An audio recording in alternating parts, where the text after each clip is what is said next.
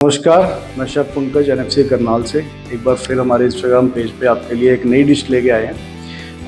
आज की जो डिश है वो तंदूर की एक डिश है। इसका नाम है सैफरन टिक्का या जिसको ज़ाफ़रानी टिक्का बोल दिया जाता है। इसके लिए हमें बोनलेस चिकन की ज़रूरत है, जिसमें हमने थाई बोनलेस और कुछ ब्रेस्ट के पीसेस लिए और उसके साथ हमें चाहिए जो इंग्रेडिएंट्स वो हैं गरम मसाला, नमक, जिंजर गार्लिक पेस्ट, काली मिर्च या सफ़ेद मिर्च पाउडर, काला नमक, नींबू और ऑफ कोर्स हमारा जो मेन इंग्रेडिएंट है सैफरन या ज़ाफ़रान, हरी मिर्च, बटर बास्टिंग के लिए और हंकर्ड, चीज़, क्रीम और धनिया के कुछ डंठल। चलिए शुरू करते हैं आज की हमारी रेसिपी।